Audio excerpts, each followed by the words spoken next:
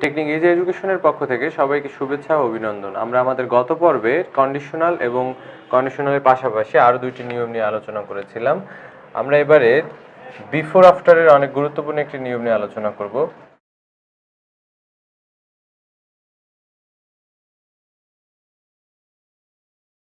Before এবং after right form ভার্বসে খুবই ব্যবহৃত হয় এবং এই নিয়মটি নিয়ে অনেকেই কনফিউজড থাকে। বিফোর আফটারের নিয়মটি সহজভাবে মনে রাখার কিছু কৌশল আছে। বিফোর আফটার হিসেবে আমাদেরকে সবসময় মনে রাখতে হবে বিফোর আফটার মানেই হলো পাস্ট পারফেক্ট টেন্স।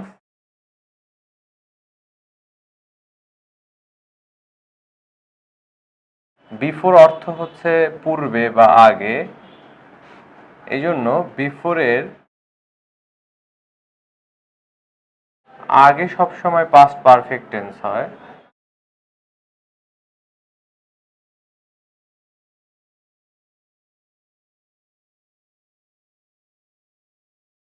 যেহেতু বিফোর আফটার মানে হচ্ছে পাস্ট পারফেক্ট টেন্স এবং বিফোর অর্থ আগে, বিফোরের আগে হয় পাস্ট পারফেক্ট টেন্স এবং পরে পাস্ট ইনডেফিনিট টেন্স হয়।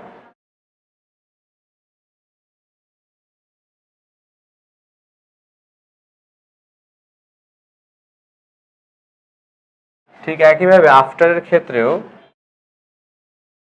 আফটার অর্থ পরে,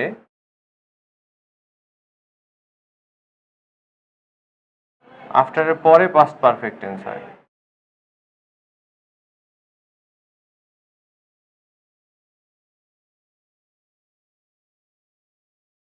এবং আগে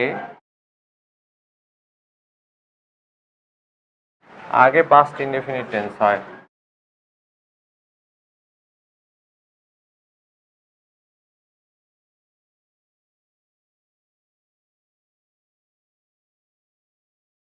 আমি একটা এক্সাম্পল লিখছি।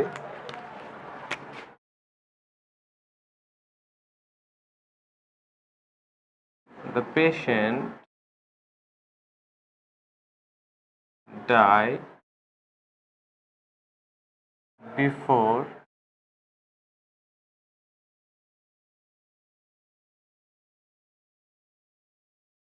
আমরা জানি যে বিফোরের আগে হবে পাস্ট পারফেক্ট টেন্স, সুতরাং ডাইয়ের এখানে হবে had plus past participle, had died before the doctor, আর পরে হবে পাস্ট ইনডেফিনিট টেন্স, সুতরাং এখানে হবে কেম।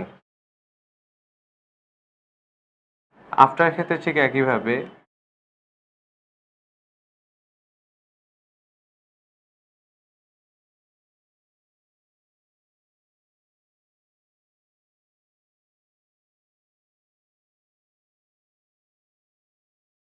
যেহেতু আফটারের পরে পাস্ট পারফেক্ট টেন্স হয়, সুতরাং এখানে হবে হ্যাড এবং past participle form had come, তাহলে আগে হবে পাস্ট ইনডেফিনিট টেন্স অর্থাৎ ডাইয়ের পাস্ট ফর্ম ডাই। এছাড়া আরেকটি খুবই প্রয়োজনীয় নিয়ম আমাদের প্রয়োজন হয় বিভিন্ন সময়ে, সেটি হচ্ছে হোয়াইলের নিয়ম।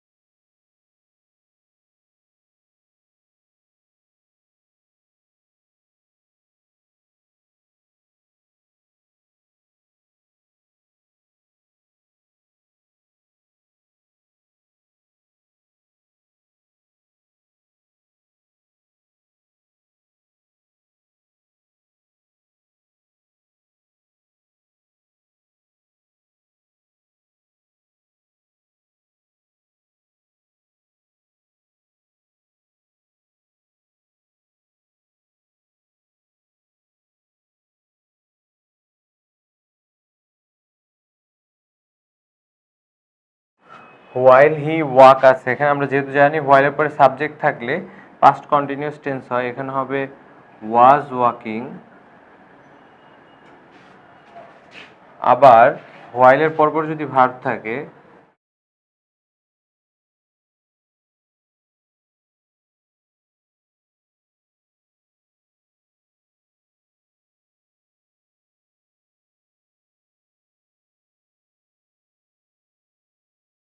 সেক্ষেত্রে হোয়াইলের পরপর যে ভার্ব থাকবে তার সাথে আইএনজি যোগ করতে হবে।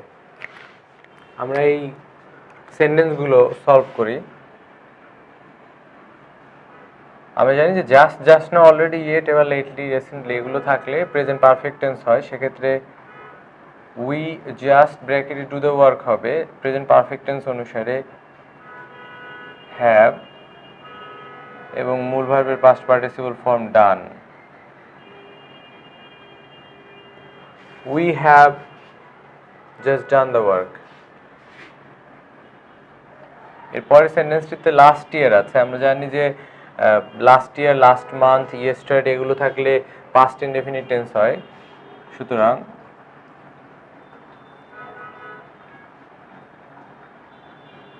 পাসের পাস্ট ফর্ম হবে পাস্ট, এসএসসি। পরের সেন্টেন্সটিতে নাও আছে। আমরা জানি now, at this time, at this moment এগুলো থাকলে প্রেজেন্ট কন্টিনিউয়াস টেন্স হয়। সুতরাং ইজ রাইটিং, অ্যামিজার প্লাস মূল ভাবের সাথে আইএনজি। এর পরের সেন্টেন্সটিতে আমরা দেখছি এই সেন্টেন্সটিতে মূল ভার্বের আগে প্রেপোজিশন হিসেবে অফ ব্যবহার করা হয়েছে। আমরা জানি যে প্রেপোজিশনের পরে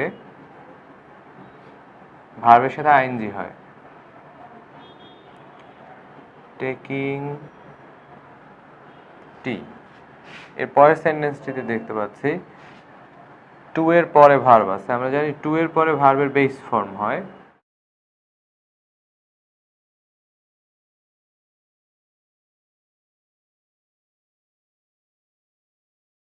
এর পরের সেন্টেন্সটিতে ফ্যান্সি আছে। আমরা জানি ফ্যান্সি থাকলে পাস্ট ইনডেফিনিট টেন্স হয়।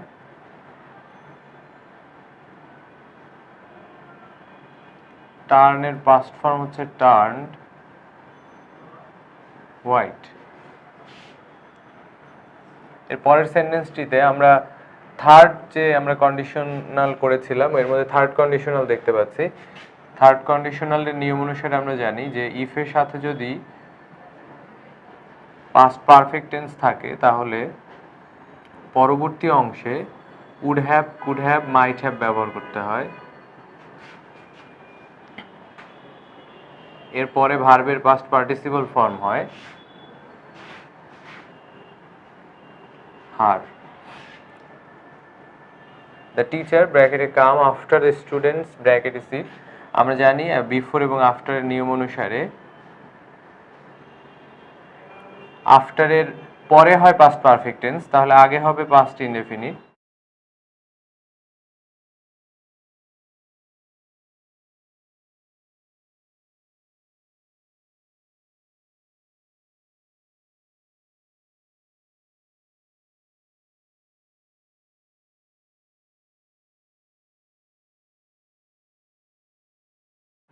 এরপরে হোয়াইলের পরপরই যদি ভার্ব থাকে তাহলে ভার্বের সাথে আইএনজি হয়।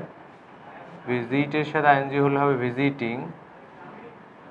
আই স হার। পরে 10 নম্বর সেন্টেন্সটিতে আমরা দেখলাম যে সিন্সের আগের অংশে পাস্ট ইনডেফিনিট টেন্স আছে। সিন্সের আগে পাস্ট ইনডেফিনিট টেন্স থাকলে সিন্সের পরের অংশে পাস্ট পারফেক্ট টেন্স হবে। সুতরাং এখানে আমাদের হ্যাড এবং মূল ভার্বের পাস্ট পার্টিসিপল ফর্ম লিখতে হবে।